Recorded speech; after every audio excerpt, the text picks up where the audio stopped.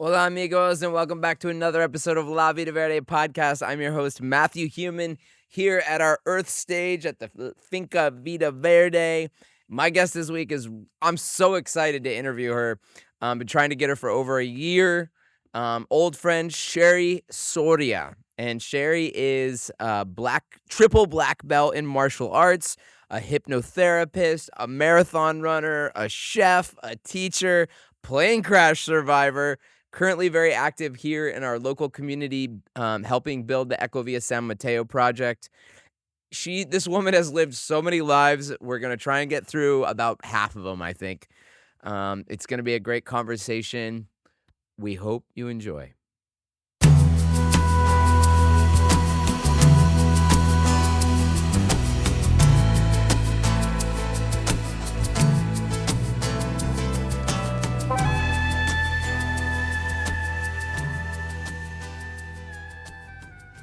March 15th at Finca Vida Verde, Spoken Songs, Poetry, and Music, hosted by Robin Shaw and Star Stone.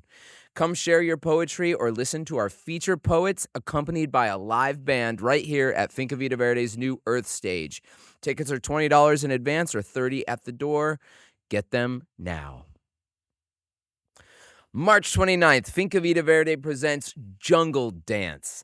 Get down with the monkeys and the tyras to the tribal grooves of Continental Yak from San Jose. And visiting from Guatemala, our friend DJ Mixwell. We're going to dance all night long. Tickets available at fincavidaverde.com. Cherie Soria, welcome to La Vida Verde Podcast. Nice to finally be here with you. Thank you. I know we've been trying to do this for how long now? Well, at least a year almost, I guess. Yeah. We've been talking about it.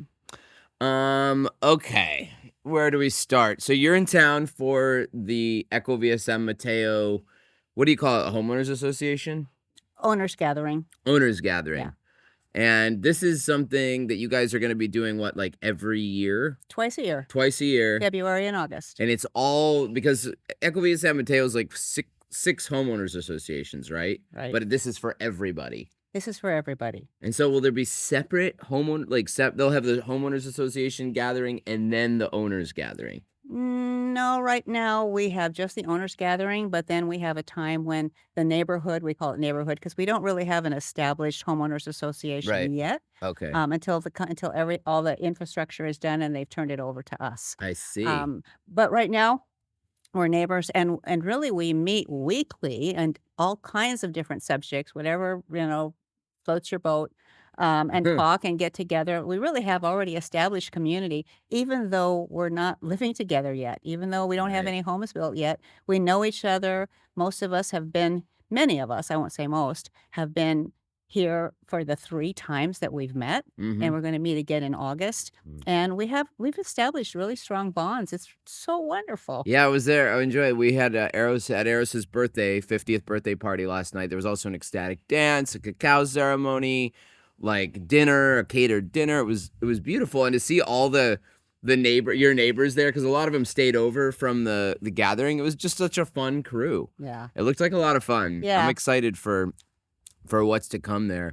And there's spots available. So there's still I think there's like 280 total lots, and maybe like I think Marcelo was something like 80% is like sold. So yeah, I think at least 75 or something like 75, 80, yeah, is sold. That's incredible. It is. Well, anyways, there's a link in our description if you're interested in checking out more information about that. It also supports our podcast. But I met you. We're gonna go in the Wayback Machine as my favorite podcast talks about the Wayback Machine. The Living Light Institute, and this was your raw food culinary institute on the Mendocino coast. And for me, it was funny because for me, it was kind of like a weird coincidence. I had been getting into living foods and raw foods on my own, and not realize. And Mendocino Coast is such a tiny community. It's like kind of a bunch of little communities that make up one greater coastal community. And you were in Fort Bragg. And when I found out that not only was there a raw food restaurant, but like a full-on culinary institute. Like, I was kind of blown away. Yeah. Well, we looked all over for the place that we wanted to establish our culinary school, and Harbin Hot Springs wanted us to be there because we had been teaching there, just, a workshop for a month and a workshop at Brighton Bush for a month, and we'd Mhm. go back and forth. It was a traveling school. Mhm. But every time we came back to Fort Bragg, which is where I had my home, Mhm. I I really realized I didn't wanna leave. Mm. That's what I thought, if people can't come to me, then I'm just not gonna do it. Yeah. And people you know? I know that's kind of your way. It's just like, if it ain't easy, I'm not doing it. That's right. Except for the fact that you wake up at 3:30 every morning and train hard for marathons. Yeah, but that's easy for me. Right. And no, it's not easy for most people, but I love getting up before the animals get up, except for the nocturnals are already up, and I do like to see them when I'm running out in the trails, so Right. yeah, So it's easy for you. it's That's easy. yeah, I appreciate that about you. And like even like everyone's like, okay, first of all, if you ever have the chance to try anything that Cherie makes, it's always gonna be good. Like I just love. I've never had anything. You've never made anything that I've been like, eh. It's always so good. But Cherie's not opening a restaurant, not because that's too hard now. I've done that. You did that, right. And Living Light was great, yeah. And I played there, I performed there, like, I must have been like 15 years ago or something now. That was at one of our showcases. It wasn't in the restaurant. No, 'Cause we yeah, didn't it really was have that, but we it was we did big showcases every year, hot raw chef showcases and speaker showcases, and that's when we had entertainment and yeah, yeah, we had like 400 people sometimes. We had to rent the city hall and the auditorium, and people would just walk from one venue to another because we yeah. could only have 3 classrooms in our space. Yeah, I played outside of the auditorium on the remember. And yeah, and it's interesting because that was like this specific time, and I know for me I was like full hardcore raw foodist for a while, and now I'm not anymore, and you're not either, right? Not hardcore. Not I hardcore. ate plenty of raw food, but I'm Yeah. not yeah. Yeah, we both are like it's still like something that I think once you start doing it, you incorporate these kinds of healthy foods into your diet and like Right. but yeah, it's I remember that kind of period of life being for me it was very hardcore.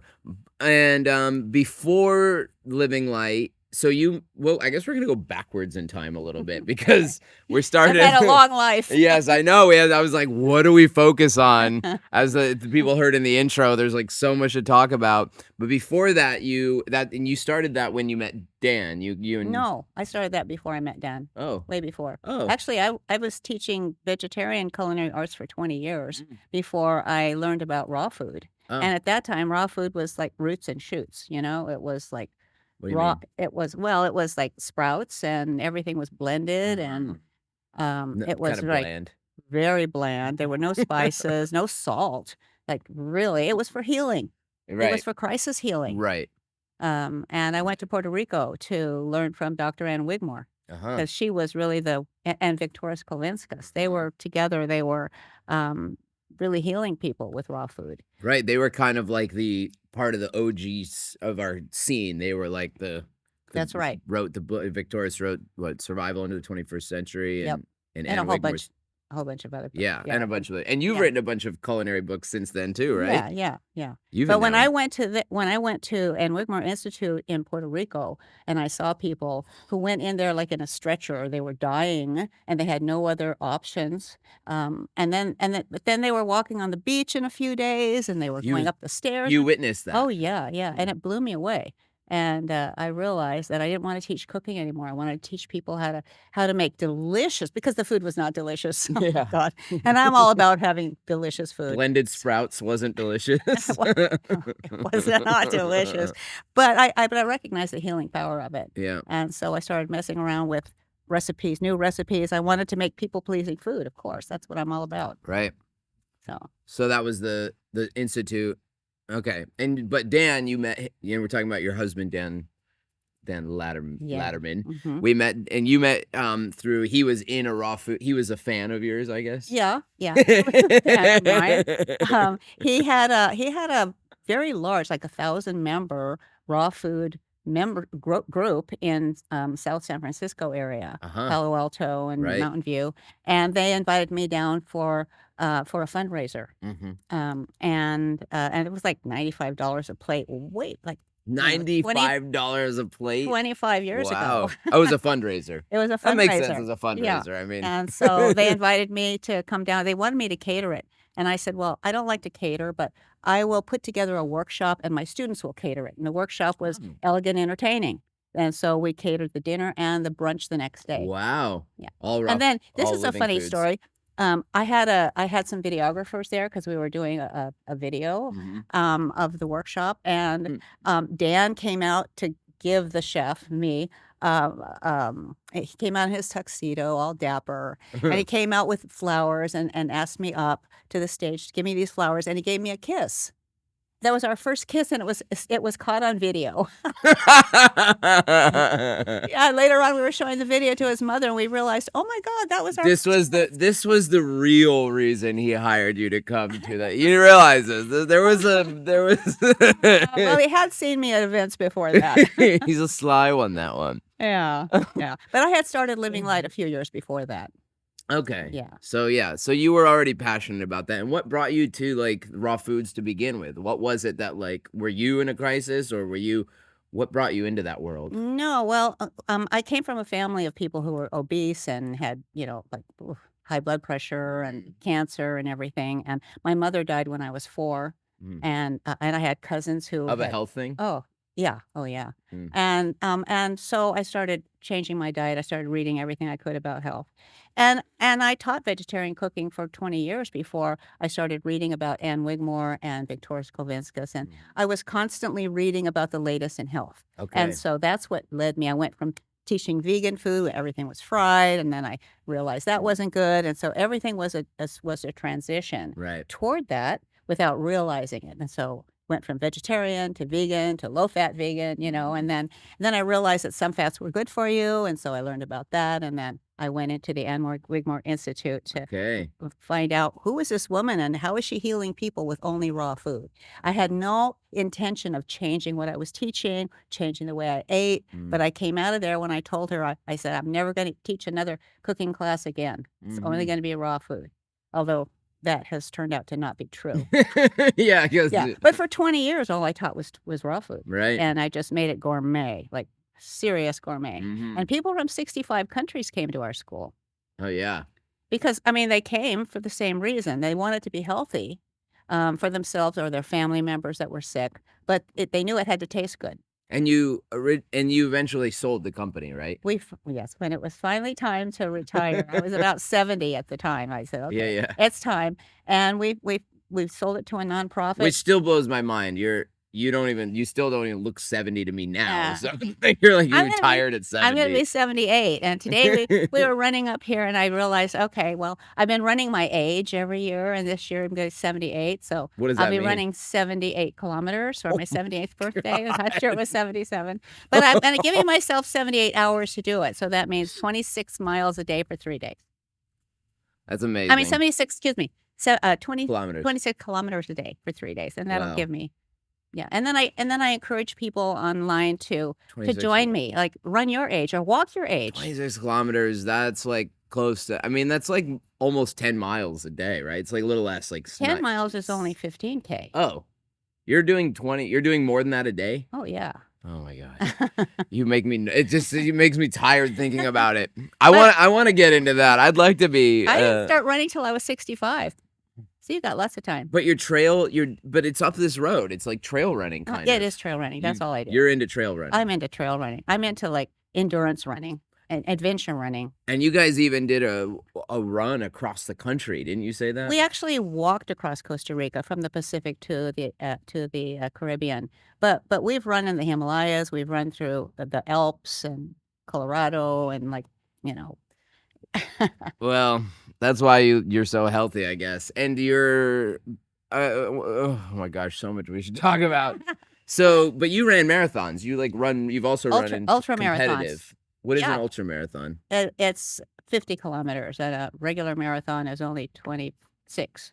Wow. But a regular marathon is on more of like flat, even surfaces, and a trail marathon is in trails, like obstacles, and you run through rivers and up rivers, and That's through like endurance. jungles and It's everything. endurance stuff then. It's Like it's like major endurance stuff. and okay. And you have to train, I But I guess, love it. Oh, you have to heavily for train that. for it. Yeah. Yeah, you don't just do it. I mean, I used to run a few miles a day and I felt like amazing. Yeah. Running, it really is though, is like the ultimate high. It really is. There's nothing that gives me that high like after doing a nice run. Especially in nature. When I first realized that I could run in nature, I was crying. I was 65 and here I am running in nature. I 65 felt and like you a just deer. ran- I felt like a wild animal that could just run free. It was incredible. And I was literally, the tears were flowing down. Yeah. I still feel. Yeah, I know. You're emotional. I Yeah, like it. Yeah. I like it. Okay, let's go back even further in the way back time machine here. You have three black belts. So Different styles. this is from before, like did you start? It was kind of like your intro to fitness kind of Yeah, I started in my 20s. Living in Hawaii, and that was about the only thing that was available at that time. We didn't have yoga or any of those things. You were living in Hawaii in your 20s. Are you from there? Where No, did you're I'm from Santa Barbara, California. Santa Barbara. Yeah. Right. But it was the 60s, It was the 60s. It was a wild and free time. What does that mean? Tell us about that. It was, it was, we lived on the beach and, we ate mushrooms in the fields. Those were the days. Right. There was with that famous Jimi Hendrix movie, Rainbow Bridge. Yeah. He was like on Maui taking acid on Maui and stuff. That's where I was. Yeah. Okay. Those were the days. Those were the days. Yeah. Oh, wow. That sounds fun. And that's where you started doing martial arts? Yes, that's where I started doing karate. Started with karate? Yes. And in those Karate. days, they didn't even have any women in the class. I had to really prove myself that I really wanted to do it. I had to stay in the back and just be silent while the men did their workout. And then I would go home and I would practice what they did. And then I started just doing the same thing in the back. And the teacher finally let me come in and join the class. It was a big deal Wow. in those days because, when I graduated from high school, women weren't even allowed to run. We couldn't run track or anything like that because they thought So crazy. a woman she wouldn't have a menstrual cycle anymore. She wouldn't be able to have babies. And so women weren't allowed to run in marathons. So you really couldn't be an athlete, Hmm. in those days. Yeah, I graduated from high school in 65. we've come a long way. 65 was high school graduation. That sounds like a good time. That's like a good 65 and then like the whole Woodstock era. Okay. Yeah. Oh man. Yeah. Did you get into all that stuff? Were Yeah. you like I want to see some of those pictures. Yeah. You got some video from those days? No, we didn't really do video. There was no real cameras and stuff, yeah. No. Well, those are, I'm sure we could do a whole episode on stories from those days if you remember them.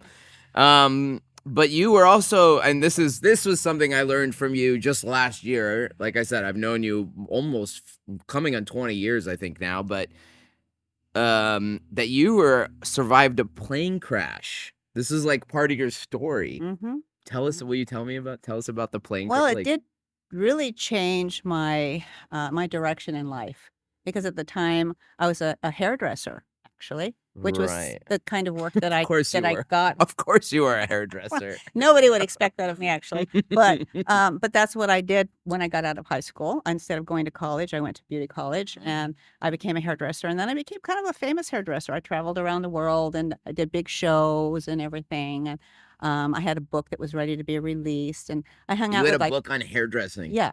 Yeah, I hung out with people like Vidal Sassoon and Paul Mitchell. Those were our days when we were all Wow. traveling around together and doing shows. It was a really fun time. Wait, Vidal Sassoon is a person? Yeah, he's a I thought it was just a brand. Yeah, no, he's a person. We Okay. hung out together. I managed a salon in Sun Valley, Idaho for the rich and famous, and it was just at that period of my life. And at the same time, I had a karate school. And I taught vegetarian cooking classes at night. So I was like a full-time, I don't know, overachiever, I guess. You're an inspiration to many, Cherie. So- You make me feel lazy every time I talk to you. No. Okay, no. So you were a famous hairdresser. Yeah, and then I was in an airplane crash. So I was doing a show in Oregon, and I was flying back, and flew back to Boise, and then from Boise got on a small plane to Sun Valley, And it was a de Havilland twin-engine otter, which is the kind of planes that they use in bush country in Alaska. Right, so it's And then kind of small plane, right? it's a small 21 passenger, a kind that has the wings over the top. And in fact, when I got on the Oh, plane, I yeah. thought, wow, this plane looks like a tank. Thank God, because I wouldn't be here today if it wasn't that kind of plane. Because what happened was a year before that, they had done maintenance on the plane and they had taken it all apart, every screw, everything, and they repainted everything and refurbished everything. And then when they put it back together, apparently they couldn't find the right pin for the elevators, and it didn't have a cotter pin, like, to keep it in place. And What's an so elevator? the elevator is what keeps the nose of the plane up and down. Oh, So yeah. you can go for your landing, you can Right. climb, Right. And so when it came time to land the plane at Haley, Idaho, which is where the airport is, Small, like a small a airport. small airport, and he didn't have control of the nose. He couldn't. So we started going into a nosedive, and he realized that in order to get under the wires of the highway, which was the only place he could land because Oh it was my snow God. everywhere else, Landed on the highway. we had to land on the highway, which was just a 2-lane highway, Oh, man. He Was there had to give it gas to try and get the nose to naturally want to go up in order to get far enough. He knew the area well. Thank God. Thank God, And yeah. so he was able to so we didn't hit any power lines, but we hit nose first 200 miles an hour with one part of one wheel hitting the ground, and we did cartwheels, flipped head over heels 3 times. Whoa. And then we rolled, and so the tail broke off, the nose broke off, the wings broke off, and we were just the fuselage, which is the middle part of the plane where the passengers are, was just a twisted mass of metal. Wait, the nose broke off. Did the captain survive? The captain survived, but he lost a lot of brain tissue. Oh. He had some major head injuries. Yeah, it was bad. I mean, when we hit the ground, I knew they didn't give us warning. They didn't say get in crash. They didn't realize. I mean, it all happened so fast. Yeah. And they did say fasten your seatbelts. I looked out of the window when they said that, and we were coming in so fast. I thought, wow, we're coming in fast. And then we hit the ground, and I immediately knew this is not landing. This is crashing. And that's when you felt like holding on to you're a rag doll. Somebody's holding on, and they're going like this, and so you're just floating. And one guy in the front of the plane, this happens frequently. I guess the seat came loose from where it's supposed to be, and he was bouncing off of the walls. And so when he bounced back to the back of the plane where I was, it hit me. Oh my God. But fortunately, it didn't hit me straight on, or I wouldn't be here. But when the plane finally stopped crashing, we were hanging upside down, and I got out of my seatbelt, and I don't know what made me think of it, but I grabbed my purse, and I started crawling out, and I was the only person who actually got out of the plane. I smelled fuel. And we were fortunate that when it hit the ground and was rolling, apparently the fuel tanks were thrown out, but I could still smell the fuel, because it had broken apart. And so I managed to crawl my way out through all the wires and everything, and got to the snow pack. And somebody from in a car from the highway came over and asked me, do you want to wait for the ambulance? We didn't have cell phones in those days. Right. So there was nobody to call and say the ambulance to come or the police or anything. Right. Do you want to wait? And I said, no, you can take me. And I was just like doing my karate breathing all this time, because in karate, when you're under pressure, you breathe through it. And that's why I didn't go into shock. Everybody else went into shock. So I was able to get out. Did everyone survive? Everyone survived. Amazing. Yeah. Sounds like it was. I mean, that's amazing. Especially now, if you listen to it's kind of like apropos for now, because there's so many plane crashes going on right now. I know. It's kind of What's a thing. that all about? I know. Wow. And not many survivors. People No. are not surviving these because maybe the planes aren't built like tanks anymore. No, that was a special plane. That's a bush country plane. Yeah. Yeah, if it had been any other kind of plane, we'd all be gone. Yeah, so What a story. It did change my Oh my life. God. Because I couldn't be a hairdresser anymore. You couldn't be a hairdresser. Why not? No, because it's long hours of standing. It took me Your a body few was years to your recover. Everything was body was broken, and I mean, yeah. You had a lot. So what was you had this broken arm was bones? okay. Huh. Everything else was a mess. Uh-huh. And the doctors didn't even know if I would You're walk right-handed again. probably, or are you I'm left-handed? right-handed. So yeah, your right arm was Yeah, a I mess. mean, yes. My right arm, everything was broken. I'm not broken, twisted. Actually, my spine had superflexion, which is even worse than breaking. It's like, anyway, it took a while to recover. And I'm very devoted to my body. And so eating right and doing physical therapy and having massage therapy and hands-on work. And I did everything. And I had a lot of wonderful people. I lived in a small town, and it was like a community. Everybody came to my aid. They brought me juices every day, and so I was able to, I feel like, recover fully. Although I still do physical therapy in the pool every day. It's the reason that I run. It's the reason that I have a fitness trainer. I just really take care of myself. Do you feel like you fully recovered from that? I mean, it was a long time ago, right? I do, but that according to the doctors at that time, and even now, an osteopath that says if you don't continue to do what you're doing, you're not going to. Well, So, you're but yeah, I'm a very disciplined I person. know. I don't see that being an issue for you. Yeah, so. Oh, wow. What a crazy story, man. Thank you for sharing. Yeah, but you know what? These kinds of things that you can be grateful for when you realize that they took you to a different place in life, because that inspired me. I don't like drugs. I mean, I won't say that. Not all drugs.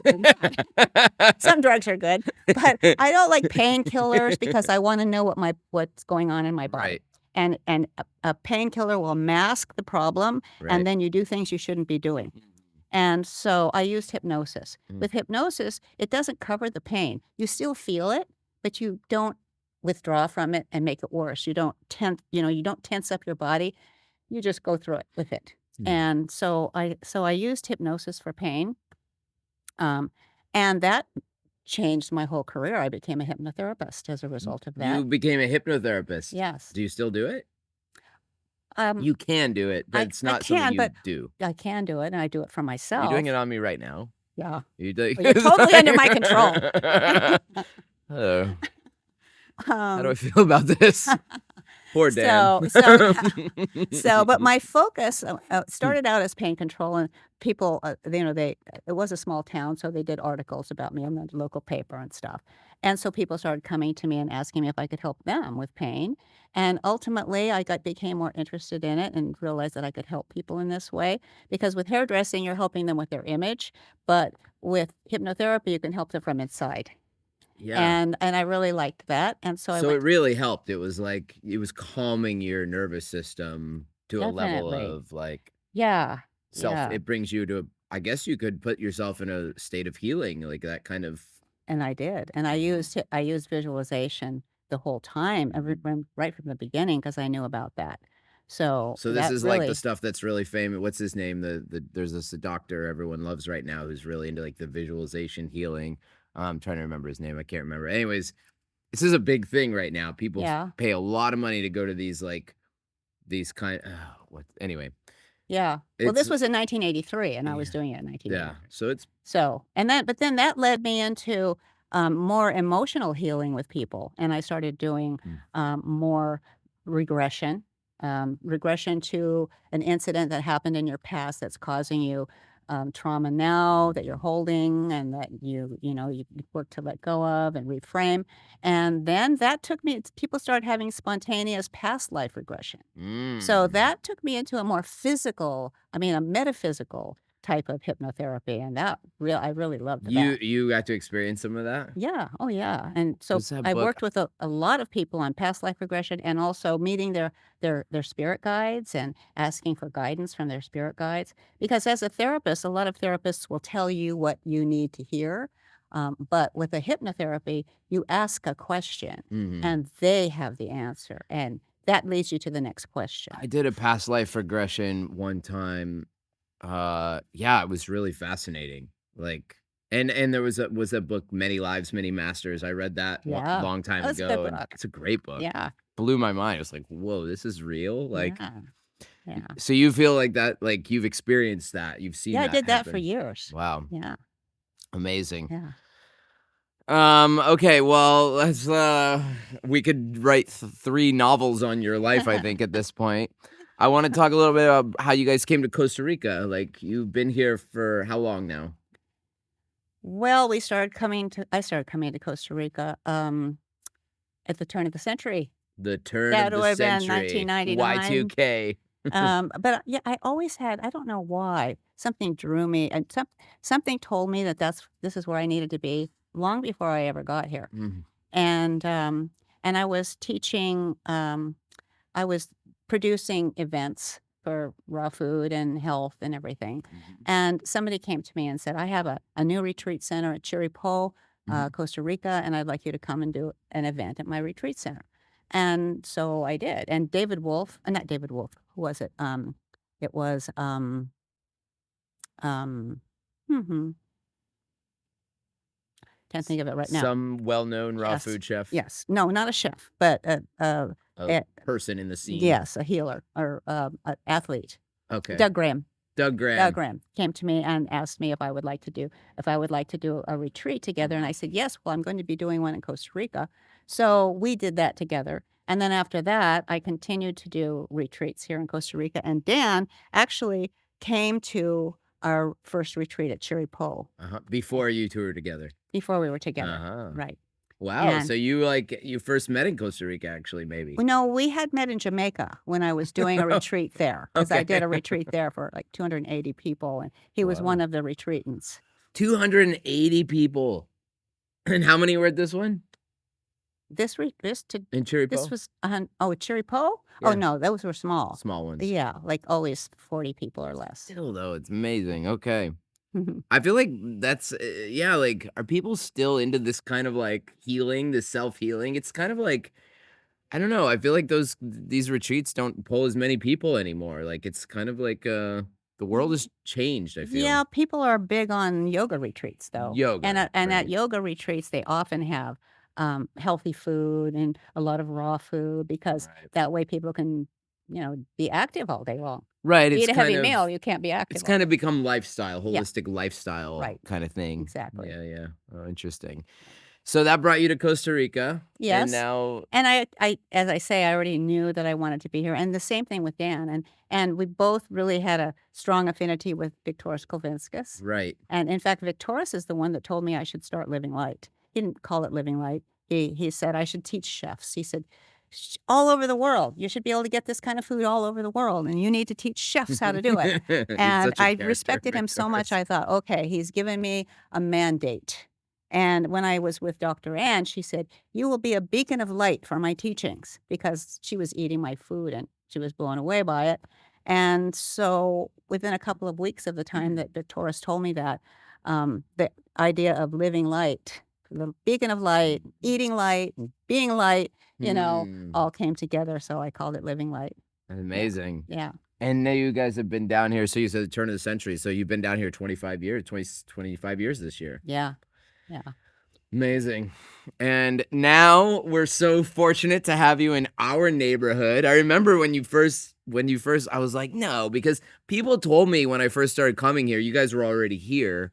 And they were like, oh, have you been over to Cherie and Dan's place and Victoria's place? Like, you guys, because you've been over in Montezuma. Yeah. Yeah. Which is just across the bay on the eastern side of the Nicoya. Right. The blue zone. That's the blues. That's the Nicoya. The tip of the Nicoya is the blue zone, not the whole Nicoya. Right. Yeah, and not all of Costa Rica. But that area. Mm-hmm. What do you think about that? Why? I think a simple way of living, very simple way of living, simple way of eating. People seem to be really satisfied with life, but I have to say that it's not going to continue, because the newer generation, they just eat the same foods that Right. they've got the fried chicken. Fried and the chicken. It's so big in burgers, and Costa Rica. It's all changed. It's all Pollo-landia. changed. Yeah, yeah. But we still have some centenarians there, and people still gather together as a family. Family is really important Right, in all community. Hispanic, in all of Latin America.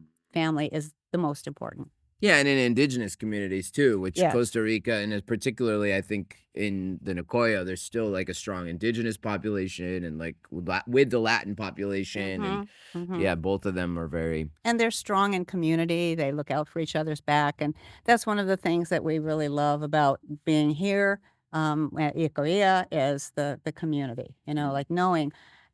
Um, when we built our house in Montezuma, we loved Montezuma. The beaches are fabulous. Yeah, it's beautiful It's out just there. beautiful. We love it.